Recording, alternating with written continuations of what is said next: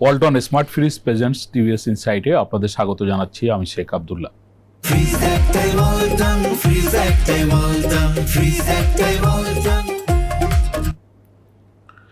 প্রিয় দর্শক, আমরা আজ কথা বলবো জাতীয় রাজস্ব বোর্ডের কর আহরণের একটি নতুন ধরনের প্রক্রিয়া নিয়ে।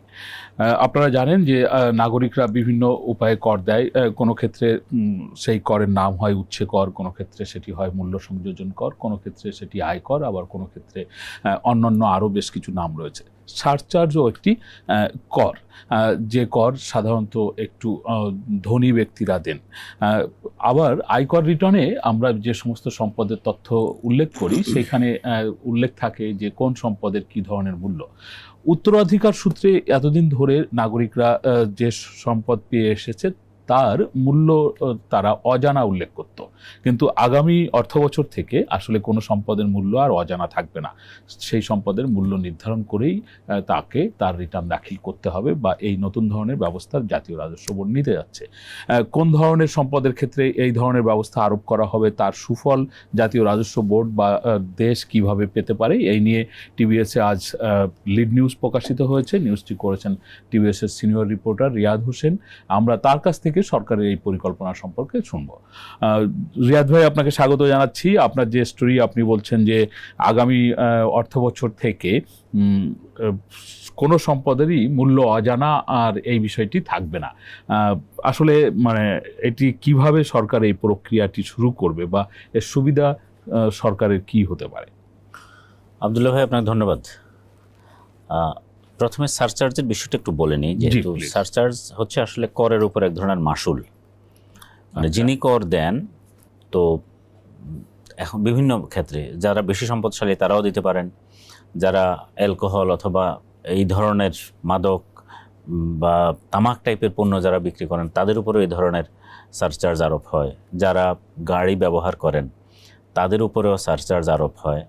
এটি হচ্ছে পরিবেশ সারচার্জ হিসেবে নেওয়া হয়। এটি তারা যে ট্যাক্সটা দেন ওই ট্যাক্সের উপরে এক ধরনের মাসুল, এটা মূলত হিসাব করা হয় ট্যাক্সের উপরে।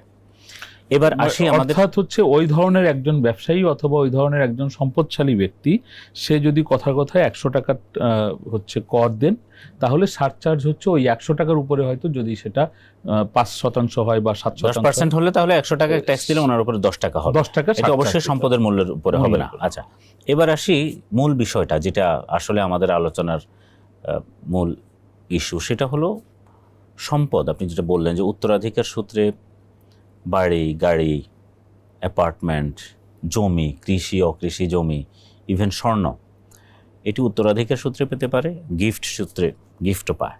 তো সাধারণত ধরুন কেউ বিয়ের অনুষ্ঠানে বা বিয়ের সময় 40 ভরি গহনা পেল, লিখে রাখে মূল্য অজানা। সম্পদ উত্তরাধিকার সূত্রে পেল, কোনো কোনো ক্ষেত্রে গিফটও হতে পারে, মূল্য অজানা। এই মূল্য অজানার যুগ আসলে শেষ হচ্ছে। মূল্য অজানা দিয়ে বছরের পর বছর ধরে যারা কোটি কোটি, শত কোটি, ইভেন হাজার কোটি টাকার সম্পদ আছে, কিন্তু ওনার ট্যাক্স ফাইলে হলো মূল্য অজানা। মূল্য নেই মানে হচ্ছে এই সম্পদের উপরে উনি আসলে সরকারকে কিছুই দেন না, এক ধরনের বলা যায়, অ্যাটলিস্ট ট্যাক্স ফাইলের হিসেবে। এনবিআর বা সরকারের এবার না, ইনফ্যাক্ট এটা আরও আগে এসেছে। এবার যে প্ল্যানটা এনবিআর এবার করতে যাচ্ছে, এটি একটা স্পষ্টীকরণ করে বাজেটের পরে, এটা নাম হচ্ছে আয়কর পরিপত্র। এই আয়কর পরিপত্রে এই বিষয়টি এবার তারা আনবেন, আমরা কথা বলে জেনেছি। সেটি হলো এই উত্তরাধিকার সূত্রে যারা যেই ধরনের জমি, ফ্ল্যাট, তারপরে স্বর্ণ গহনা যাই পান, সেটির একটি ভ্যালু এবার তার ট্যাক্স ফাইলে আনতে হবে। সেই ট্যাক্স ফাইলে ভ্যালু আনার পদ্ধতিটা এরকম হতে পারে যে, এখন তো এটা নিয়ে ধরুন আজকে যদি একটা ফ্ল্যাটের, অ্যাপার্টমেন্টের ভ্যালু নির্ধারণ করা হয় বাজার মূল্যে, তাহলে তো অনেক টাকা হয়ে যাবে। এটি নিয়ে আবার বিভ্রান্তি আছে, সব জায়গায় একই রকম না। তো ফলে যেটা করবে, যেই বছর উনি এইটা পেলেন বা ওনার ট্যাক্স ফাইলে যেটা যে বছর দেখালেন ওনার প্রাপ্তি, জমির ক্ষেত্রে দলিল থাকবে, অ্যাপার্টমেন্টের ক্ষেত্রে দলিল থাকবে, তখনকার আপনি জানেন জমি এবং অ্যাপার্টমেন্টের ক্ষেত্রে একটা মৌজা ভ্যালু আছে, ওই সময়ের মৌজা ভ্যালু অনুযায়ী এটার ভ্যালুয়েশনটা হবে। গোল্ডের ক্ষেত্রে তাহলে কি হবে? গোল্ডের ক্ষেত্রে ওই সময়ের বাজার মূল্য অনুযায়ী এটা হিসাব করা হবে। ধরুন রিয়াদ ভাই, 2010 সালে কোনো একজন ব্যক্তি তার পৈতৃক সূত্রেই সে একটি ফ্ল্যাট ঢাকাতে পেয়েছিল ওই সময়, বা ঢাকাতে 5 কাঠা জমি উনি পেয়েছিলেন। ওই সময় মৌজা ভ্যালু যা ছিল সেটা কি এই 2026-27 অর্থ বছরে সেইটিই উল্লেখ করবে, নাকি এখন পরিবর্তন হয়ে যা এসেছে মানে নতুন মৌজা ভ্যালু উনি উল্লেখ করবেন না? উনি যে বছর পেলেন সেই ওই বছরের মৌজা ভ্যালুটা উল্লেখ হবে। তো এক্ষেত্রে মানে স্বাভাবিকভাবেই প্রশ্ন হতে পারে, এখনকার প্রথমত মৌজা ভ্যালু তো প্রকৃত মূল্যের চাইতে অনেক কম, তারপরে যদি আবার উনি অনেক আগের মৌজা ভ্যালু দেখান সেটি নিশ্চয়ই আরও অনেক কম হবে। বাট এনবিআর আসলে আমরা যেটা আলাপ করে বুঝলাম, এনবিআর আপাতত তাদেরকে এক ধরনের একটা ছোটোখাটো করে হলেও একটা কমপ্লায়েন্সের মধ্যে আনতে চায়, যে আপনি ছোট করে হলেও আসেন। আসলে এখানে নন কমপ্লায়েন্সের কি? নন কমপ্লায়েন্সের বিষয় হচ্ছে, আপনি যদি ধরুন এই যে ইস্যুটা আমরা শুরুতেই কথা বললাম, সারচার্জ, আমাদের এখন কিন্তু আমাদের সম্পদ কর নেই, এবং সম্পদের উপর এবছর কর আরোপ করার শুরুতে প্ল্যান থাকলেও পরে আবার পিছিয়ে এসেছে সরকার। তো কিন্তু যাদের সম্পদের মূল্য 4 কোটি টাকার উপরে তাদেরকে একটা সারচার্জ দিতে হয়, যেটি আমরা শুরুতে বললাম যে ওনার যে সারা বছরে যে কর আসে ওই করের উপর একটা মাসুল ওনাকে দিতে হয়। তো এই সারচার্জের রেটটা হচ্ছে 10% থেকে 35% পর্যন্ত। ধরুন 4 কোটি থেকে 10 কোটি টাকা যার সম্পদ, এই সম্পদটাও কিন্তু ওই যে আমি বললাম মৌজা ভ্যালুতে বা সর্বশেষ উনি যদি কোনো অ্যাপার্টমেন্ট কিনে থাকেন দলিল মূল্য যেটি দেখিয়েছেন এসব হিসাব করে, বা গাড়ির মূল্য এসব হিসাব করে যার 4 কোটি টাকার উপরে, তারপরে আবার কারো যদি শুধুমাত্র 4 কোটি টাকার উপরে সম্পদ না হলেও 8,000 বর্গ স্কোয়ার ফিটের বা 8,000 স্কোয়ার মিটারের উপরে যাদের একটা অ্যাপার্টমেন্ট আছে তারাও এর মধ্যে চলে আসবেন। ওনারা যদি 4 কোটি টাকার উপরে নাও হয় তাদেরকে ওই সারচার্জ দিতে হয়। কারো যদি গাড়ি থাকে, একটা সার্টেন সিসি আছে যেন কত সিসির উপরে, তাদেরকেও সারচার্জ দিতে হয়। তো এখানে যেটা মূল বিষয় সেটা হচ্ছে সম্পদ, উত্তরাধিকার সূত্রে পাওয়া সম্পদ বা যেভাবেই হোক। আমরা যেটা ট্যাক্স ফাইলে দেখি একটা বড় অংশ হচ্ছে উত্তরাধিকার সূত্রে পাওয়া সম্পদের ভ্যালুটা অজানা থাকে, মূল্য অজানা, ট্যাক্স ফাইলে এইভাবেই লেখা থাকে। আর কিছু কিছু সম্পদের মূল্য দেখায়। তো এখন আমাদের দেশে টোটাল সারচার্জের আওতায় আছে 15,000 মানুষ। বাংলাদেশে এখন 1,30,00,000 মতো টিআইএনধারী আছে, এর মধ্যে 45 লাখ রিটার্ন দেয়। এর মধ্যে আপনার 4 কোটি টাকার উপরে সম্পদ, 15,000 মানে হচ্ছে 4 কোটি টাকার উপরে সম্পদ ট্যাক্স ফাইলে দেখিয়েছেন, এই সংখ্যা হলো মাত্র 15,000। অথচ এনবিআর বা সরকার মনে করছে এই সংখ্যা আরও অনেক বেশি হওয়ার কথা। তো এই কারণে আমরা আরেকটা তথ্য বিভিন্ন সময় রিয়াদ ভাই খবরের কাগজে দেখি, বাংলাদেশ ব্যাংকের বরাত দিয়ে আমাদের সাংবাদিকরাই লেখেন যে কোটি টাকার অ্যাকাউন্ট ব্যাংকগুলোতে কিন্তু বাংলাদেশ ব্যাংক তথ্য প্রকাশ করে, এবং সেখানে কিন্তু এটা 15,000 না, এটা মানে লাখ লাখ অ্যাকাউন্ট। একটা হচ্ছে কোটি টাকার অ্যাকাউন্ট এক জিনিস, আরেকটা হচ্ছে কোটি টাকার সম্পদ আরেক জিনিস, আরেকটা বিষয়। তো এখন যেটা হয় 4 কোটি টাকার উপরে গেলেই তো তাকে সারচার্জ দিতে হবে, সারচার্জের আওতায় চলে আসেন। ফলে অনেকেই কায়দা করে এসব সম্পদগুলো আসলে ট্যাক্স ফাইলে অজানা মূল্য অজানা রাখেন, যার কারণে উনি ওই সারচার্জের আওতায় আর আসেন না। কারো হয়তো 2.5 কোটি টাকার মূল্যের সম্পদ, কারো হয়তো 3 কোটি 3.5 কোটি, কিন্তু 4 কোটি ক্রস করে না। এবার এনবিআর যেটা করছে, এই ভ্যালুয়েশনটা যদি হয়ে যায়, আপনার যেভাবে ভ্যালুয়েশন মিনস হচ্ছে ওনার সম্পদের একটা মূল্য উনি দেখাবেন যেই বছর উনি পেলেন, সেই মূল্যটা ওনাকে ট্যাক্স ফাইলে দেখাতে হবে মাস্ট। এবং সেই মূল্যটা উনি যখন ট্যাক্স ফাইলে দেখাবেন তখন ওনার সম্পদ বেড়ে যাবে। তাহলে যার 3 কোটি টাকা সম্পদ আছে উনি 4 কোটি 5 কোটি 7 কোটি 8 কোটি 10 কোটি হয়ে যেতে পারে। যার 2.5 কোটি আছে, যার 2 কোটি আছে, উনিও এই 4 কোটি ক্রস করে ফেলবেন। ফলে উনি সারচার্জের আওতায় আসবেন। এনবিআর কর্মকর্তারা মনে করছেন যে এর ফলে অন্তত 4,000 নতুন করে যারা সারচার্জের আওতার বাইরে আছেন সারচার্জের আওতায় ঢুকবেন। এটি একটি বিষয়। আরেকটি হচ্ছে যারা এখন সারচার্জ দিচ্ছেন তাদেরও তো অনেকের ক্ষেত্রে এরকম আছে, তাদেরও আবার সারচার্জ পরিমাণ বেড়ে যেতে পারে। এক বছরেই অন্তত 1,000 কোটি টাকা সারচার্জের যে স্ল্যাব আপনি বললেন যে এটি 10% থেকে 30% পর্যন্ত, অনেকেই এখন হয়তো 35%, অনেকেই হয়তো এখন 10% সারচার্জ দেন, উনি হয়তো 20%-এর মধ্যে চলে আসবেন, 30% বা 35%-এর মধ্যে চলে আসতে পারেন। তো ফলে এই দিক থেকেও সরকারের ট্যাক্স বাড়বে, ট্যাক্স মানে সারচার্জ বাড়বে। আবার নতুন করে যারা আসবেন তারাও সারচার্জের আওতার মধ্যে চলে আসবেন। এবং আমি ধারণা করি বা আমরা কথা বলে যেটা বুঝলাম, শুরুতে এনবিআর আসলে এইভাবে করে এক ধরনের জালের মধ্যে আনতেছে। এরপরে এনবিআর তো এবার টার্গেট নিয়েছিল সম্পদ কর, ভবিষ্যতে হয়তো প্ল্যান থাকবে এটাকে কোনো না কোনোভাবে আনার। তো সেই সম্পদ কর আরোপ করতে পারুক বা না পারুক, সম্পদের একটা বাজার মূল্যে তারা যাওয়ার ব্যবস্থা করবেন। আপনি জানেন বাংলাদেশে হাজার হাজার কোটি টাকা, ইভেন লাখ কোটি টাকা এই অ্যাপার্টমেন্ট, ফ্ল্যাট, জমি, এভাবে অনেকেই বিঘার পর বিঘা, একরের পর একর জমি তার নামে আছে, মূল্য অজানা। এই তথ্য তো জাতীয় রাজস্ব বোর্ডের কাছে ইতিমধ্যেই আছে, কারণ একজন করদাতা উনি হয়তো এই অর্থ বছরে যে রিটার্ন দাখিল করেছেন উনি সেখানেই নিজেই উল্লেখ করেছেন যে ওনার হয়তো উত্তরাধিকার সূত্রে প্রাপ্ত একটি গাড়ি আছে, একটি বাড়ি আছে, অথবা 10 বিঘা জমি আছে বা 2 বিঘা জমি আছে।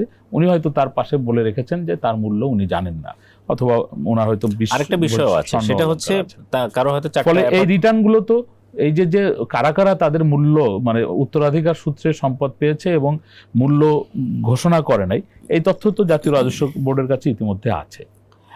এই তথ্য আছে, এবং যেটা এতদিন আসলে ছিল সেটা হলো ম্যানুয়াল। এখন এনবিআর অনেকটা বলা যায় যে 360 ডিগ্রি পুরো এইখানে স্বচ্ছতা আনার জন্য বা কমপ্লায়েন্স আনার জন্য করছে। প্রথমত সব ট্যাক্স রিটার্ন এখন অনলাইনে বাধ্যতামূলক হয়ে গেছে, তার মানে সব তথ্য এখন এক ক্লিকে এনবিআর ট্যাক্স অফিস জানতে পারবে। তারপরে ইন্টিগ্রেশন হচ্ছে ব্যাংক, বিভিন্ন ইউটিলিটি, ডিপিডিসি, ডেস্কো, অথবা এই যে আপনার যারা গ্যাস দিতে আসছে মতো প্রতিষ্ঠান, তারপরে আরজিএসির সঙ্গে বা বিভিন্ন যত ধরনের প্রতিষ্ঠান আছে এসবের সঙ্গে ইন্টিগ্রেশন হচ্ছে, মানে কেউ কোনো তথ্য লুকাচ্ছে কিনা সেটা বের করবে। তো সেটি বের করলে কারো এবার অ্যাপার্টমেন্ট যদি বেশি থাকে সেটিও বের হয়ে যাবে, গাড়ি বেশি আছে কম দেখিয়েছেন সেটিও বের হয়ে যাবে। এর ফলে যেটি হবে, এক দিক দিয়ে হচ্ছে সম্পদের একটা ভ্যালুয়েশনে আসতেছে, আরেক দিক দিয়ে সম্পদ লুকানো হচ্ছে কিনা সেটি আসবে। আসলে এই যে গতকালকে একটা প্রোগ্রামে এনবিআর চেয়ারম্যান মহোদয় ছিলেন, ওনাকে প্রশ্ন করা হয়েছিল যে আপনারা এত এত রাজস্বের টার্গেট দিলেন, আপনারা এই টাকা কই পাবেন, আপনারা তো অনেক কিছু ছাড় দিয়েছেন। তখন উনি এটা বললেন, এবং উনি একটা ইন্টারেস্টিং তথ্য দিলেন। অনেকের ফাইল আগে ম্যানুয়াল সিস্টেমে অডিট খুব বেশি করা যেত না, এখন তো ওনারা অনলাইনে অডিট ফাইল সিলেকশন হবে, মানে একটা অনলাইন সিস্টেমে ওনারা একটা সফটওয়্যার তৈরি করেছেন, সেখানে রিস্ক ফ্যাক্টরগুলো দিয়ে দিয়েছেন, কোন কোন রিস্ক হলে এই ফাইলটা অডিটের জন্য সিলেক্ট হতে পারে। ফলে ওই সফটওয়্যার এখন অটো ফাইল সিলেক্ট করে নিচ্ছে ক্রাইটেরিয়া ভিত্তিতে। উনি বললেন যে প্রচুর ফাইল এখন অডিটের মধ্যে চলে আসবে। এই চলে আসার অর্থ হচ্ছে তাদের কাছ থেকে প্রচুর টাকা পাওয়া যাবে, অর্থাৎ এখানে হয়তো ট্যাক্স হয়তো ফাঁকি দেওয়া হয়েছে, এরকম বিষয়গুলোও কিন্তু ভবিষ্যতে চলে আসবে। তার মানে আপনার পুরো এক ধরনের ইন্টিগ্রেশন, জমি যাই বলেন সব কিছুর মধ্যে বাংলাদেশে এটাও সত্য, যে পরিমাণ ট্যাক্স হওয়ার কথা সেই পরিমাণ ট্যাক্স সরকার পায় না। রিয়াদ ভাই, আপনার কাছে লাস্ট কোশ্চেন, আপনি সর্বশেষ যে তথ্য জানালেন যে প্রচুর ফাইল অডিটের আওতায় আসছে এবং অনেকেই হচ্ছে সম্পদের তথ্য গোপন করে থাকেন, সেটিও বললেন। বাংলাদেশে মানুষের মধ্যে কর দেওয়ার ক্ষেত্রে একটা ভয়ও কাজ করে, বা করদাতাদের মধ্যে একটি অভিযোগও আছে যে কর সংগ্রহ যারা করেন তারা তাদেরকে হয়রানিও করেন। এই যে নতুন যে ব্যবস্থার কথা বলছেন, এই নতুন ব্যবস্থায় কি করদাতাদের স্বস্তি থাকবে, নাকি তাদের জন্য অস্বস্তি কোনো পরিবেশ সৃষ্টি হতে পারে বলে মনে করেন আপনি? দেখুন, দেশটা যেহেতু বাংলাদেশ, আমরা এই দেশের মানুষ সম্পর্কে আমরা জানি, ফলে রাতারাতি চেঞ্জটা আসলে ইতিবাচক চেঞ্জ আসবে না, এটা আশাও করা যাবে না। মানুষের মধ্যে এক ধরনের ভয় আছে, মানুষ কিন্তু হয়রানিমুক্ত পরিবেশ পেলে আরও বেশি মানুষ ট্যাক্সের আওতায় আসতো। তো তার মানে হয়রানি আছে। এখন সরকারেরও চেষ্টা হচ্ছে, সরকারের শীর্ষ পর্যায় থেকে বা এনবিআর এর পলিসি লেভেল থেকে একটা চেষ্টা হচ্ছে মানুষকে মানুষের হয়রানি কমিয়ে কীভাবে তার কাছ থেকে ট্যাক্স বেশি আদায় করা যায়। যিনি ট্যাক্স ফাঁকি দিয়েছেন কেবলমাত্র উনি, ওই ফাঁকিটাই ধরা হবে, সেটি সরকারের কোষাগারে আসবে। এখন যেটা হয়, যিনি ফাঁকি দিয়েছেন এই ফাঁকি ধরতে গিয়ে মাঝপথে অন্য কারো পকেটে কিছু টাকা চলে যায়, সরকার অল্প কিছু পায়, এরকম। তো এই কারণেই এই ডিজিটাইজেশন, অটোমেশনের যে কথাটা বহু বছর ধরে হয়ে আসছিল, সেটিতে এখন বলা যায় এনবিআর বেশ কিছু ক্ষেত্রে অগ্রগতি হয়েছে, যদিও সেটা প্রত্যাশিত নয়, যা এসেছে তার তুলনায় অনেক কম এসেছে, প্রত্যাশার তুলনায় কম। কিন্তু এই বছর যে প্ল্যানটা এনবিআর করেছে তাতে মনে হচ্ছে যে বেশ ভালো পরিমাণ মানে এনবিআরের যে কমপ্লায়েন্সটা করতে চায়, আনতে চায় নিজের মধ্যে এবং ট্যাক্স পেয়ারদের মধ্যে, সেটি সামনে ব্যাপকভাবে দেখা যাবে। এটি একটি বিষয়। আরেকটি গুরুত্বপূর্ণ বিষয় হচ্ছে করদাতার হয়রানি যতক্ষণ পর্যন্ত, আমরা বহুবার শুনেছি, কিন্তু হয়রানি না কমানো গেলে কিন্তু মানুষ করের আওতায় আপনি যতভাবেই চেষ্টা করেন, মানুষ ফাঁকি দেওয়ার কোনো না কোনো উপায় বের করবে বা চেষ্টা করবে, এটা একটা। আরেকটা বিষয় হচ্ছে, একটা বড় প্রশ্ন আসা উচিত, মানুষ কেন কর দেবে? আপনি খেয়াল করবেন, আমাদের এখানে 2 লাখ, 2.5 লাখ, 3 লাখ কোটি টাকা ডেভেলপমেন্ট বাজেটের জন্য বরাদ্দ হয়।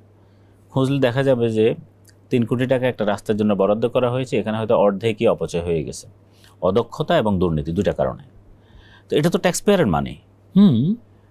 তার ট্যাক্স পেয়ারের মানি, টাকা যদি এভাবে অপচয় হয়, এটা তো যে কারো কাছে এটা খারাপ লাগবে। এবং বাংলাদেশে বলা হয় যে সরাসরি ট্যাক্স দেন 45 লাখ, রিটার্ন দেন, এর মধ্যে হয়তো 20 লাখের মতো ট্যাক্স দেন সরাসরি একদম। এর বাইরে কিন্তু পরোক্ষভাবে অনেকে দিচ্ছে। ইভেন ইনকাম ট্যাক্স, কারো ব্যাঙ্ক অ্যাকাউন্ট আছে কিন্তু তার টিআইআর নেই, ওনার কাছ থেকে ট্যাক্স কেটে নিচ্ছে, উনি আর ফেরত নিচ্ছে না, এটা কিন্তু তার ট্যাক্স। যারা পণ্য কেনার সময় ভ্যাট দিচ্ছে, সেটাও ট্যাক্স। ফলে বাংলাদেশে অলমোস্ট সব মানুষই আসলে ট্যাক্স দিচ্ছে বলতে গেলে। এই করদাতার অর্থটা সর্বোত্তম ব্যবহার না করা যতক্ষণ পর্যন্ত না যাবে, এটিও কিন্তু কর আদায় করার ক্ষেত্রে সরকারের যে পিছিয়ে থাকা, মানুষ যে নিরুৎসাহিত হওয়া, এটি একটি কারণ। ফলে সরকারকে একদিকে করদাতার কাছ থেকে প্রাপ্ত অর্থের সর্বোত্তম ব্যবহার নিশ্চিত করতে হবে দুর্নীতি কমানোর মাধ্যমে, অদক্ষতা কমানোর মাধ্যমে। আরেকটি হচ্ছে করের জালের বাইরে যারা আছে, করযোগ্য আয় এবং যারা ফাঁকি দিচ্ছে, তাদেরকে আনতে হবে। তাহলে আমাদের ইকোনমিতে অবশ্যই একটা ভালো গতি আসবে। ধন্যবাদ রিয়াদ ভাই আপনাকে। প্রিয় দর্শক, এতক্ষণ ধরে আমরা রিয়াদ হোসেনের কাছ থেকে শুনছিলাম যে সরকার আগামীতে কর সংগ্রহের জন্য কী ধরনের পরিকল্পনাগুলো করছে। মোদ্দা কথা হচ্ছে এই যে সরকার করদাতাদের কাছ থেকে অবশ্যই রাজস্ব সংগ্রহ বাড়াবে, কিন্তু তাতে যাতে করদাতারা কোনো ধরনের অস্বস্তিতে না পড়েন। আবার সংগ্রহ করা রাজস্ব যাতে ন্যায্যভাবে ব্যয় হয়, সেটিও যাতে সরকার নিশ্চিত করে, সেটিই বললেন রিয়াদ হোসেন। এটি আমাদেরও প্রত্যাশা। আমাদের আলোচনা আপনাদের ভালো লাগলে আপনারা শেয়ার করবেন, লাইক করবেন, টিভিএস এর সঙ্গে থাকবেন। সকলকে ধন্যবাদ।